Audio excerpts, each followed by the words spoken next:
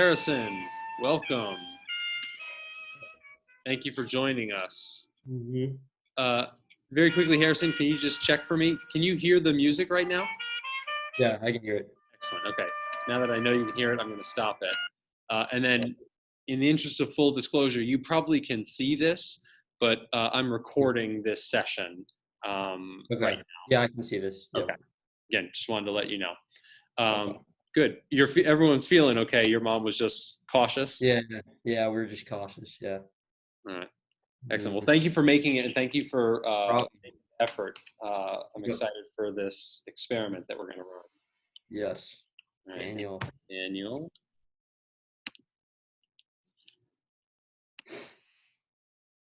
All right. I'm going to go ahead and mute you again, just while people are chiming in.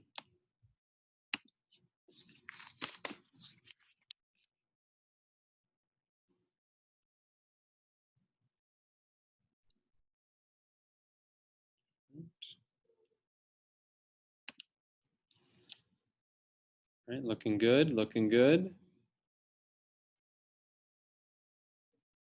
All right. Daniel, I can see you. By which I mean I can see myself. Hello. I said this to Harrison when he first jumped in. He's joining us remotely. Great for that. Grateful for that. Just in the interest of full disclosure, I am video recording this session, just so you know, going in, just so I have something I can return to and reevaluate later. Is there anyone else we're waiting for?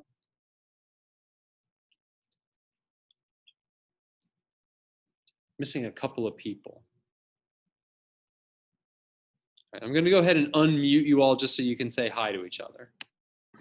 What up, Harrison? Hi. My boy.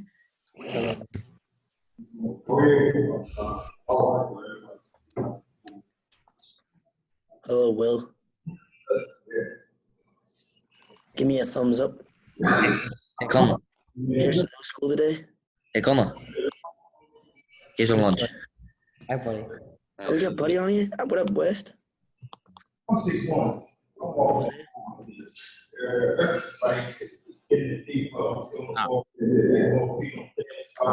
Is that so? All right, there's Will Quinn, and then the last person we're missing then is James Zott. Indeed. Got it, Mr. Wilson. Will, thank you for joining us. Let me get my. All right, James Zott. Okay, excellent. So we've got a full house, and again, just to say thank you to Harrison for joining us remotely. That is a really Big shout out. You got it. Harrison. And again, I'll just say this one more time in the interest of full disclosure. I'm recording this session again just for my own personal records, right? So just so I can kind of test the system. Usually when we begin our debriefs, we start with a poll. So I figured we would do that here. I'm going to post a poll right now up for you all to complete. So I'm going to mute you all for a quick moment and then give you some instructions around the poll. Here we go. Okay, so here's the poll. We were talking a lot yesterday and all week about Luther's sense about what it means to be in relationship with God. We were talking about Luther's sense of salvation and also the Council of Trent. So you get to pick. Who do you think has a better handle on it? Are you more down with Luther's sense or the Council of Trent's sense? And again, Buddy, I want to remind you that this is being recorded. So go ahead, enter your vote in the poll.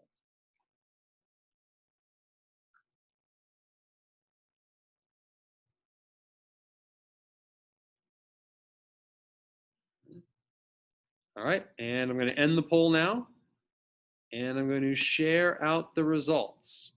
So not too terribly surprising that here at a Catholic school, a great many of us are taking the Catholic position. Interesting. Thank you guys for that. Excellent.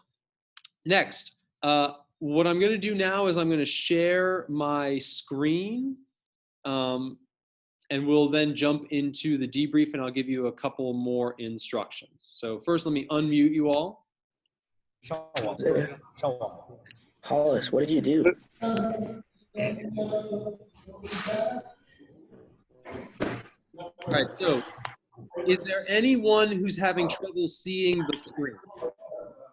Nope. No. I'm not. No. Okay, excellent. So, Syringa. so here's what I'm going to ask you. Here's what I'm going to ask you to do right now. If you look in the box, it's like a black box where the faces are popping up. I want you to expand that box. And if you look at the top left corner of that black box, there's a little icon that looks like a waffle. It's 9 boxes stacked on top of each other. Go ahead and click on that. And then at the bottom of that black box, you should see there are little tabs in the bottom left and right corner. You should be able to pull on those tabs and expand that black box so that we can see everybody's face.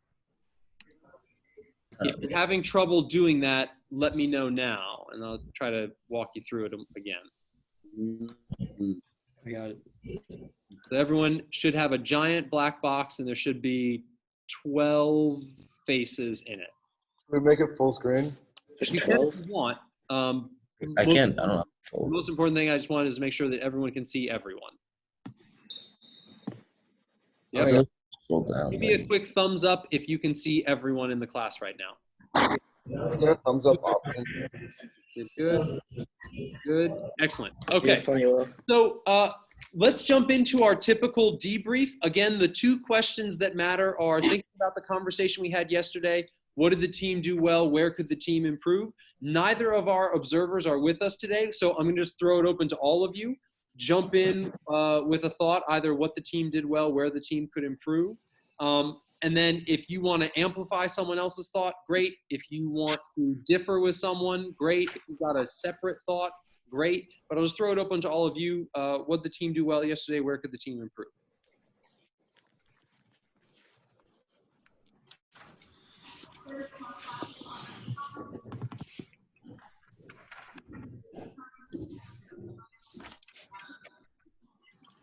I think one thing that we did well was we asked a lot of questions and answered them. Like it was a very Q&A based discussion, I'd say. Like we asked more questions than normal. So like, I mean, not like the normal, but like it was a lot more like just Q&A based, not like it was a little more regimented that way. Yeah, there was also a lot of sort of us just sort of not disagreeing with each other, but there was a lot of counter arguments to each. Or someone say one thing and be like, well, Luther does this or the Council of Trent does this. So it made for sort of just an interesting discussion. Yeah, I thought we did a good job of not just the facilitators asking good questions, but I think the kids who actually participated in it, like who weren't facilitators or recorders, did a good job of like asking their own questions. So I thought the argument was pretty smooth that way because we were able to put our own ideas in. Yeah, I agree with that. I feel like the facilitators, they were pretty prepared. I feel like they got a lot of questions, and every time when we're done with one topic, they always got new questions.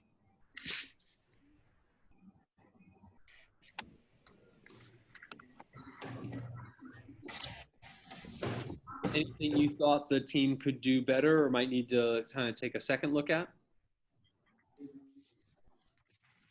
Maybe just resolving the questions better because I feel like the questions just kind of ended at some point and then we just moved on without like a definitive answer. So maybe just like having a more set like end of a question. I don't know. And I also feel that we skipped a couple of good questions, and I couldn't remember what were those questions, but there were definitely some questions that we could spend more time on them. Yeah, I would agree with Constantine. I think especially in I think there was a question at the beginning that we had for like 5 minutes that people were just like could have said a lot more about and that people were just like thinking about, but then we moved on to a new question, so nobody could really continue on that. I also think we could probably add a little bit more text references. At the beginning, maybe we could summarize the ideas a little bit better using the text. No. And those are 2 things that sort of go together, right? The more you're using the text, the more likely it is that you're coming up with good summaries of it. Yeah.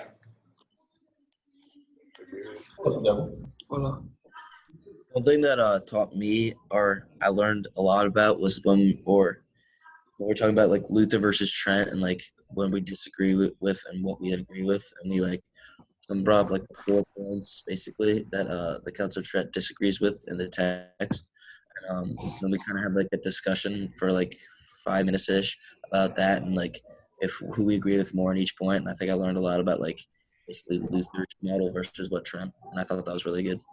Doing the evaluation piece, sure. Any other last thoughts? I think it was a great discussion. All right. Okay. So here's what I'm going to do. I'm going to mute you all again, and then I'm going to give you my take. So what you can do is you can shrink the box with all the faces on it, and instead you should be looking at my screen. Does that make sense? Okay, so here I am in the process of muting you all. And then if you look at the top left corner of that black box, there's like a minimize button. If you click on that minimize button, you should get rid of all the faces, and then you should get my screen, and I'll give you what I noticed yesterday. Just give me a quick thumbs up if you've gotten the face boxes shrunk and you can see my screen, and you're actually Daniel Pacius, not some interloper. Excellent, excellent, excellent, excellent, excellent. Okay. Okay, so let me start with what I thought you guys did really well. I was really impressed and really quite happy with the connections you were able to make between the concepts and the ideas that were in play, either in Luther or Trent, and the gospel and history and your contemporary experience. I talk about this all the time, but every time you're making connections between what we're learning and the idea and other things, that's just a super good way to learn. So keep doing that. I thought that was really evident yesterday, and I thought it was really helpful in terms of understanding and evaluating Luther and Trent. So that was very good. I thought we had a little bit of some silliness at the end. I know that we're running up against the holiday break, and so that is kind of creating some drag. But I thought that had that sort of carried over into the conversation. I saw it most especially in body language. I saw people sort of kind of like slumping in their chairs and taking it a little easy. So just something to think about, right? You have to find a way to sort of set a good tone, because that tone that you set at the beginning will have knock-on effects later. And also a good idea to think about body language as a way to kind of fake it till you make it. If you adjust your body language to be really positive and proactive, your conversation will be much more positive and proactive.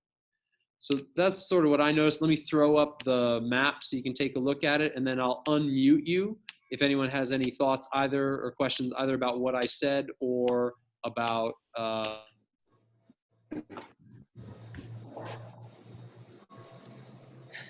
Yep. all good? Questions, comments, thoughts on that?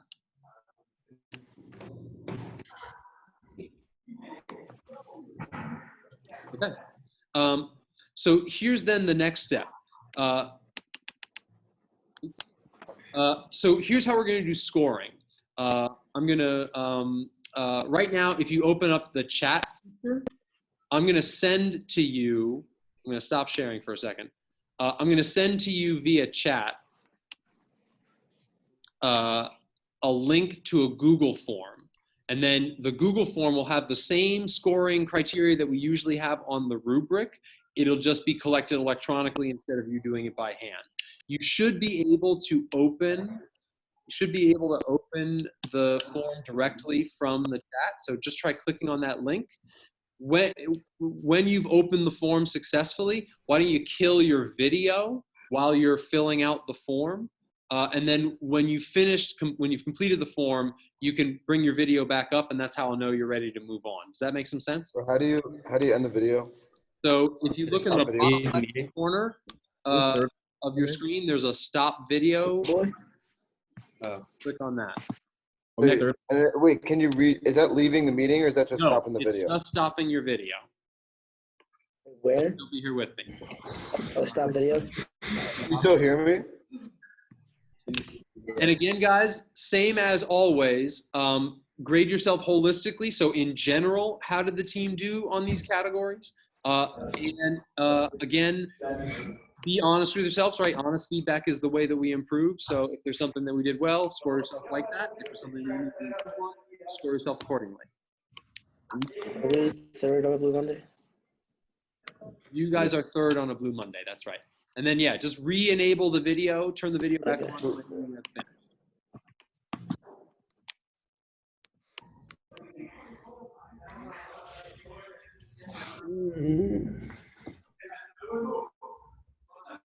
Daniel, success. Connor, success. Yep. Connor Crowley, success. Good. Success, Will? Almost. Wait, one second. Sorry, success, Will Quinn? Yes, excellent. Oh, there's Syringa. Harrison, did that work for you okay? Yeah, it worked. Cool. I'm back. All right, thanks, James. 32. I'm not sure who that interloper is. The heck? Connor, you seem to be being Jose, they're recording this. Isaiah, good? Everything work out okay? They wanted to say hello. Still waiting on Leonard and Will Syringa. Will, good. Thank you. The class upstairs. All right. So everyone was able to complete the form and Yes. it worked out okay? Great. Excellent. Great. So here's the next step then. The last thing I want to test before I bring you back to the classroom is I want to try to show you a YouTube clip that's embedded in my presentation. So again, if you, I'm going to share the screen, and then if you would shrink the face boxes down so you can focus on the screen.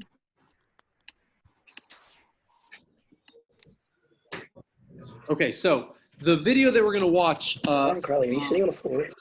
What's that? Okay. So the video that we're going to watch is about Martin Luther. The two things I want you to pay attention to in the video. First is what you notice about Luther, the person, right? So what kind of biographical stuff are you getting, but also psychological stuff? What kind of insight do you have into Luther's mind? And then the second thing is we talked about the intersection between theology and politics, especially in this particular historical period.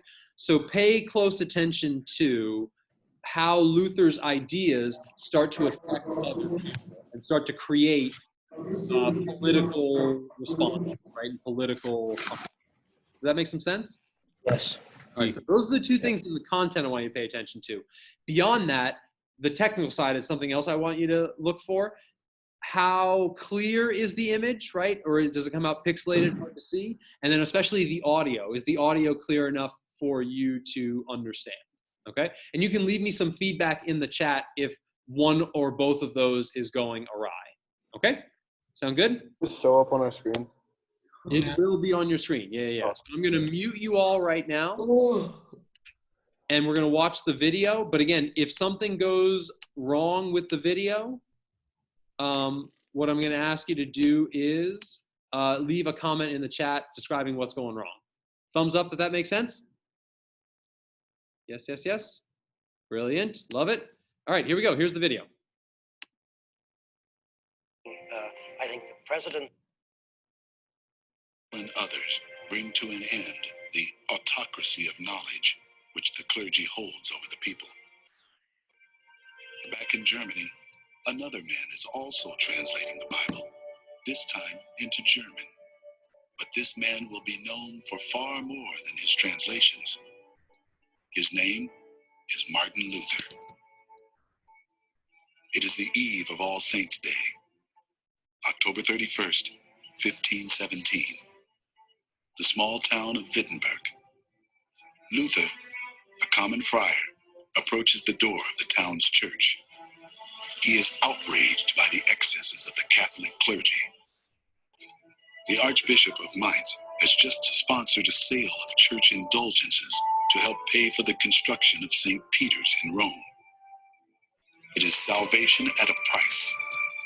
Salvation for those who can afford to buy it. An indulgence technically means the substitution of one penance for another. But by Luther's time, it had become corrupted because the church simply said you can make a financial contribution and that will suffice in place of certain penances. Luther is about to deal the symbolic blow that will begin the Reformation. He nails his protest, a list of 95 theses, to the door of Wittenberg's church. This small act will give rise to a radical new sect of Christians who will derive their very name from this protest: Protestants. Luther will be reviled for tearing apart the one church and thereby threatening the very essence of Western civilization. How do you hold together something as diverse as Europe? You held it together by a common Christianity. That's the reason why any break in that common Christianity is greeted so ferociously, because it's not merely a disruption of faith and not merely a disruption of society. It's a kind of undercutting of civilization. The more Luther scrutinizes church practice, the more he finds fault.